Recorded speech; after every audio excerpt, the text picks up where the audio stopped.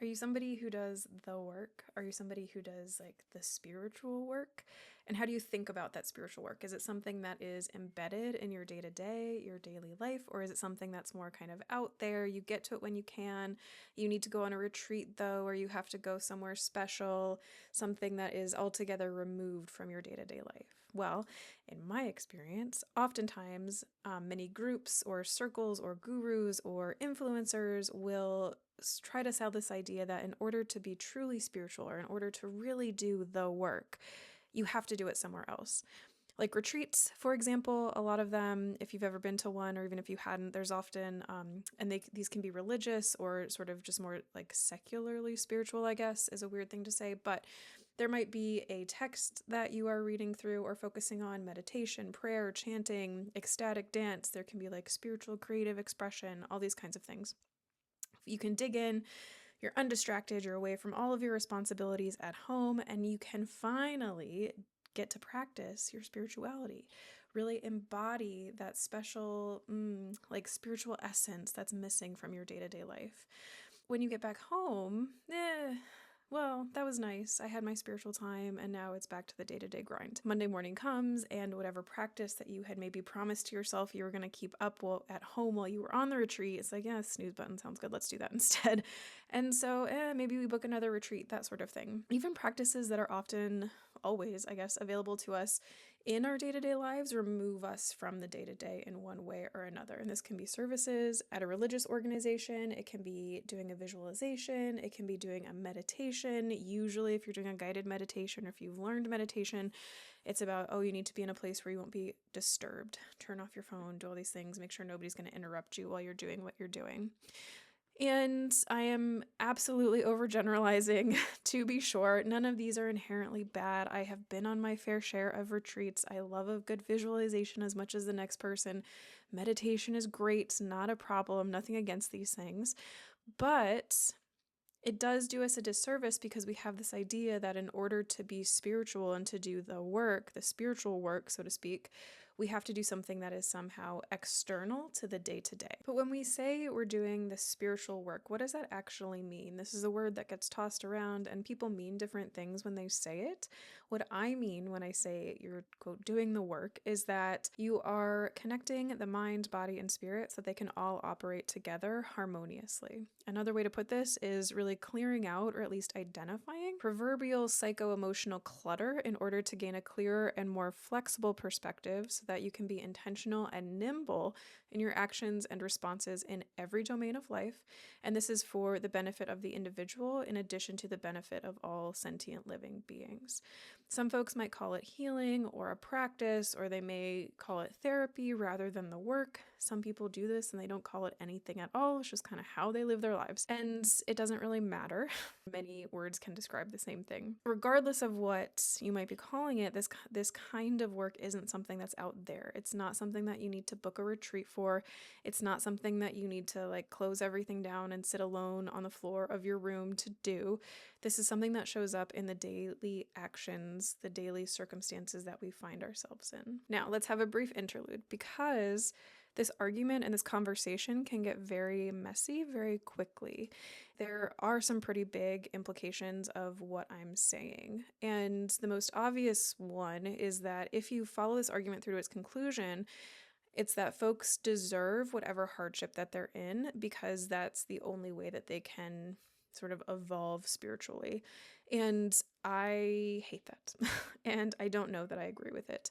And I don't think that anyone deserves hardship. No one deserves to be in a place where bad things are happening to them. Life is often hard at the same time in myriad ways for everyone. We all have our challenges that we have to deal with and surmount and work through.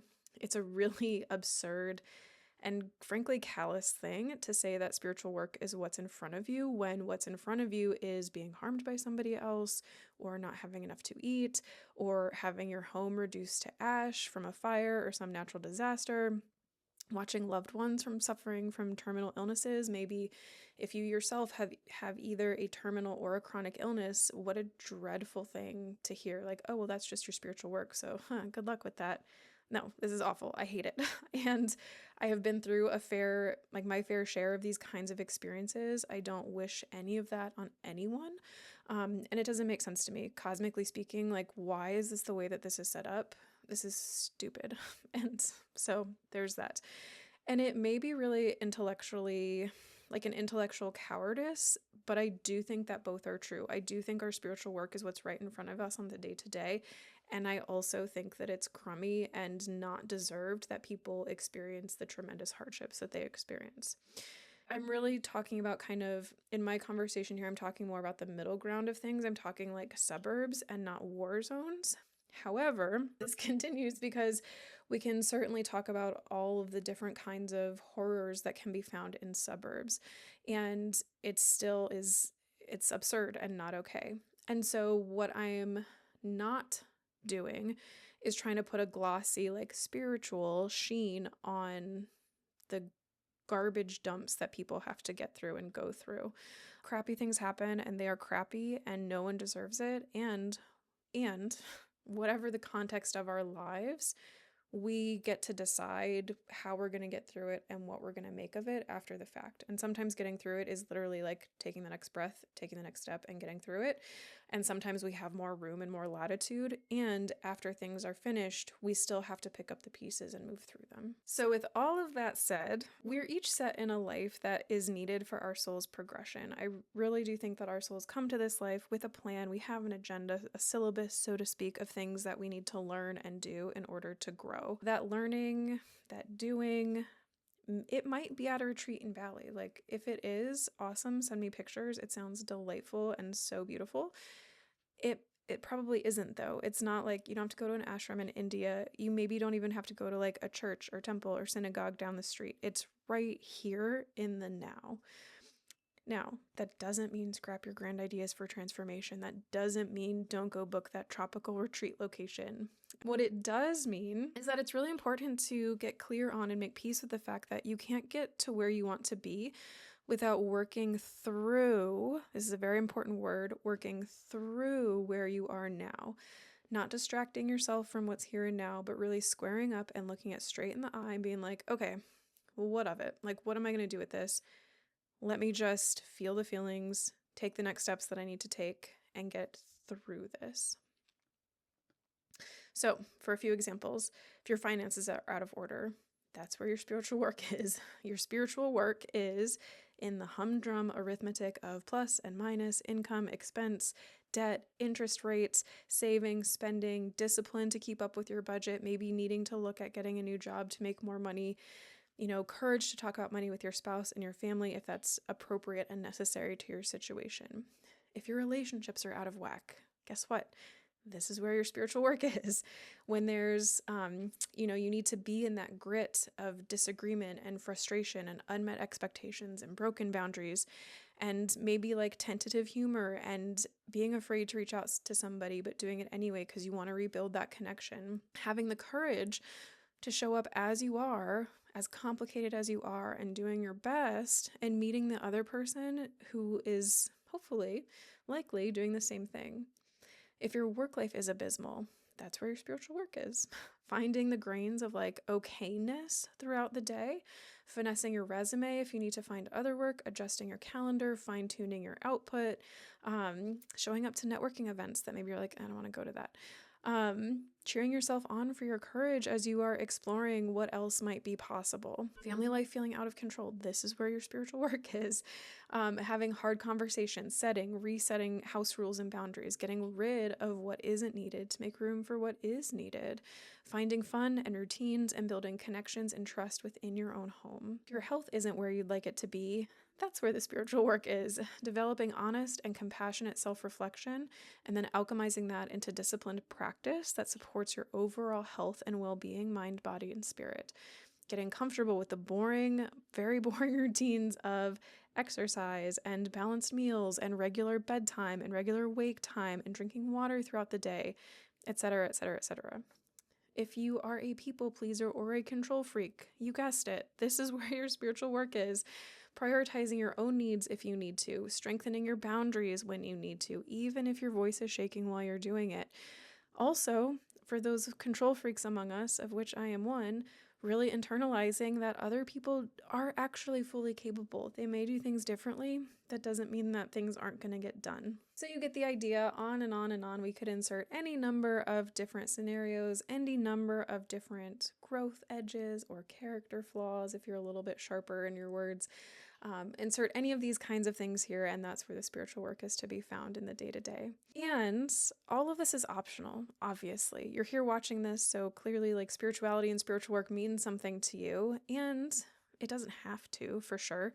And my own perspective is certainly biased because it's been through my really tough moments, my like down in the dirt, what is even happening right now moments, that this is how I've been able to make peace with and make sense of what's happening and get through things in mostly one piece. The really intense crisis moments, for whatever reason, are the ones when I am most grounded spiritually. These are the times when the world is absolutely crashing down around me and it's like I get shocked into myself, like, oh, hey, there I am. Right, got it.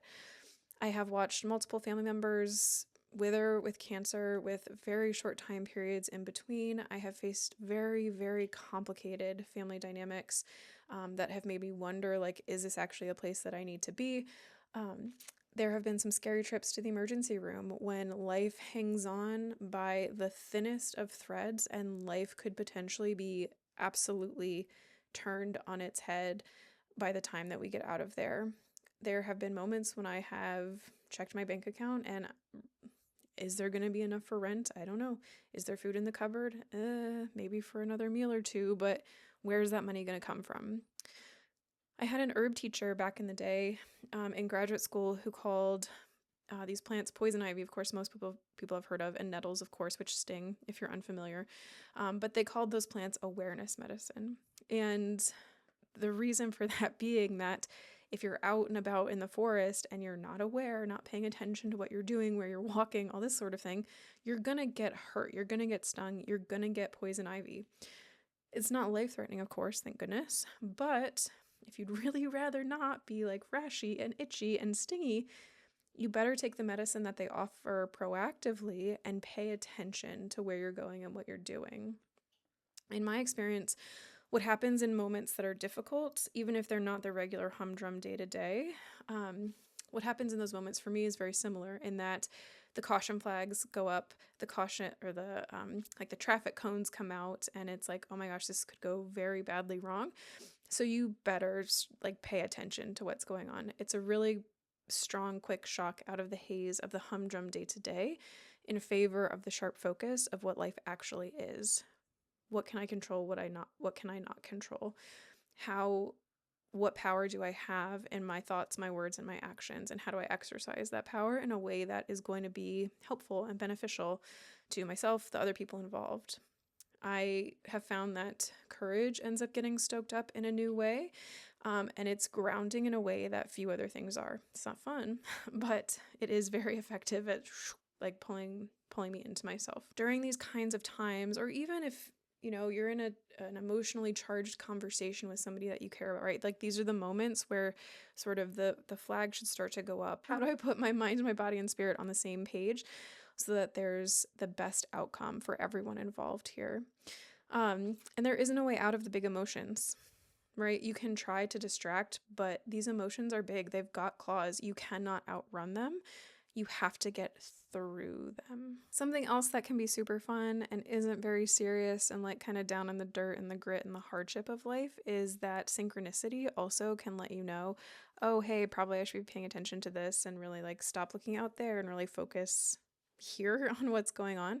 I had a fun experience of this recently in that I get a Kabbalistic astrology reading for my birthday every year. And as I was getting ready for that, I was thinking, yeah, like, what do I want to bring up? What are the questions that I have in terms of how to approach the coming year and this sort of thing? And if you're unfamiliar, these kinds of astrological readings are not fortune telling. It's not, oh, like this is going to happen. It's more of, here's sort of the thematic weather of the upcoming year, like the astrological weather. And just like with any weather report, like before you go out for the day, you can look at the weather and say, oh, it's going to be raining. Let me grab my umbrella. It's the same sort of thing, but sort of more emotionally and psychologically and spiritually. And so as I was getting ready to go into this reading, I was considering, like, oh, like what's really important to me? What do I want to look at? This and that.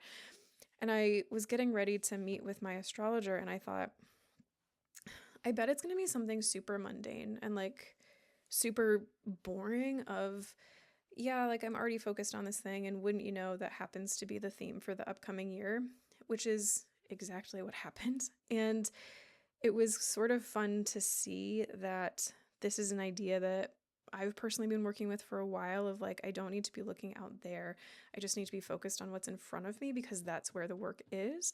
And to see that come up in this astrological reading was just really fun and like a lightening experience of like, yeah, absolutely, you're on the right track.